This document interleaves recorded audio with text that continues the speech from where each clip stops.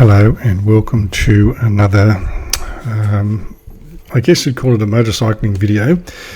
I'm aware of the irony of the subject I'm going to talk about and me putting it in the motorcycle video section. I was going to talk about this whilst riding around on my motorcycle and showing you some scenery around Launceston, but I decided me talking about fuel efficiency and clean air was a little bit ironic whilst riding a motorcycle, so I decided to do it this way with a collection of pictures of motor vehicles. And so the second thing I need to declare, I guess, at the beginning is that the pictures that you see here are purely for illustration. They're not meant to be a criticism of any maker, any brand, any variant of any brand. They're just there for pictures for you to look at while I talk about the subject that interests me today. If you'd prefer not to hear my voice, of course, just turn the commentary down and look at the pictures. And hopefully I'll be able to make my point and not offend anybody, and certainly not offend any motor vehicle manufacturers, because that's not the purpose of the talk. So today's talk is about Euro 6 fuel standards and what they are and why they matter. Now, in the last couple of days, on or about the 23rd of December 2023, the Commonwealth Government, the Australian Commonwealth Government, announced that as of the end of 2025, so in fact 2 years from now, they're going to adopt the Euro 6 clean fuel and emissions standards.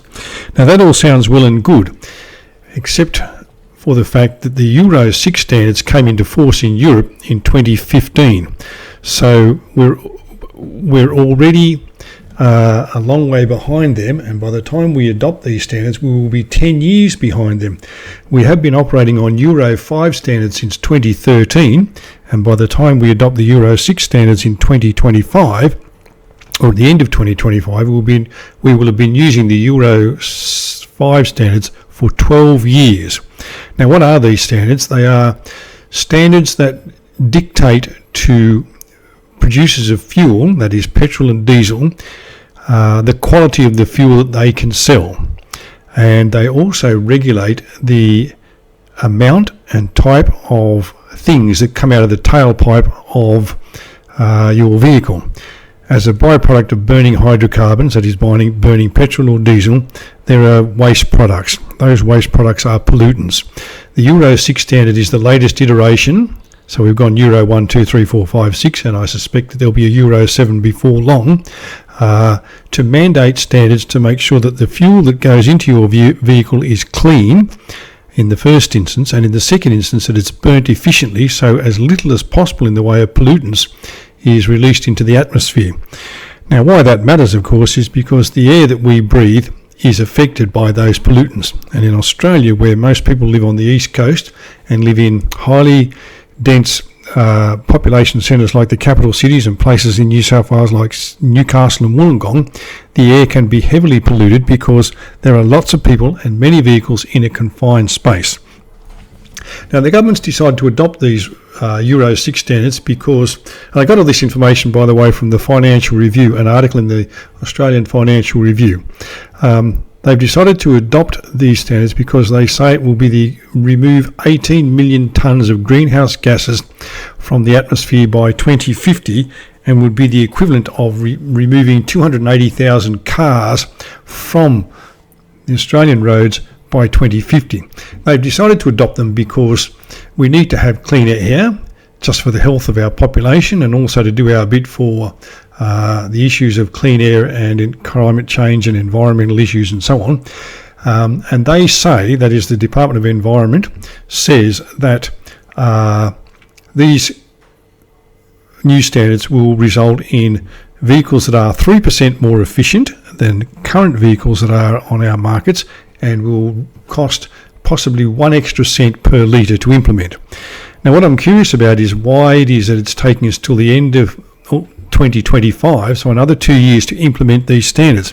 And the reason I'm curious about that is because the standards are already known by the vehicle manufacturers who meet those standards in Canada, in North America, in the UK, in Europe, in Korea, in Japan, in India and in China. And in fact, the only two countries that don't have modern fuel standards are Australia and Russia.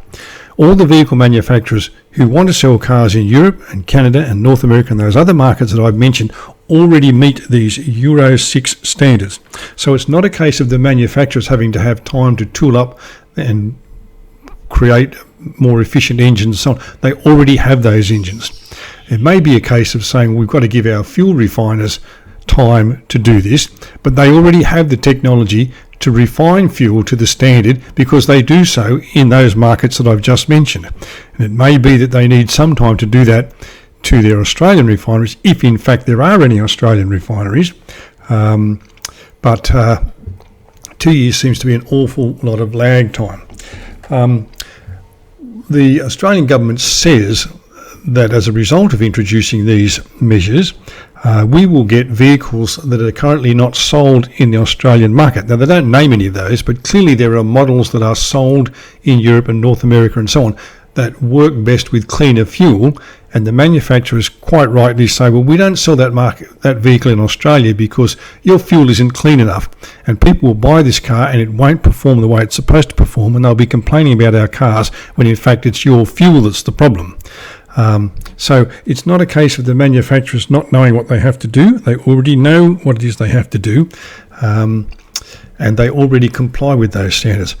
Now, another thing that's worth noting about this is if in fact it does result in 280,000 cars being removed from the market by 2050 or from the roads by 2050, that's about 10,000, a bit over 10,000 cars a year. The problem with that is we are adding cars faster than we are removing them. And we're doing that simply because most families now, or many families, are in fact 2-car families, and in some cases 3-car families, simply because there's a child now that's old enough to drive and has their own car. And on top of that, our population is increasing. And this is not an argument about immigration. It's simply stating a fact that more people are coming to Australia than are leaving Australia. So more people are coming to Australia than are dying. So our population is increasing, and those people need transportation to get around. Yes, they could use public transport where it is, and if it's reliable, and if it takes them where they want to go when they want to go there. But in fact, most people rely on a car, or as I've just said, more than one car for their family. So we're adding cars faster than we're removing them. And the other consideration is if these standards do not come into effect until 2025, until the end of 2025, any car that's sold between now and then won't meet those standards and will probably be on the road for at least another 10, if not 15 or 20 years.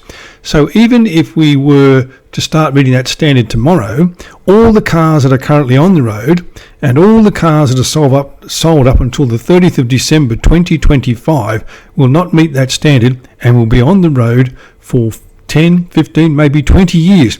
So it's going to take a long time to undo that problem.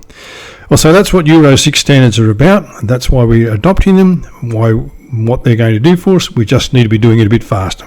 Thank you for watching. Thank you for listening. I hope you've enjoyed it, and I'll talk to you next time.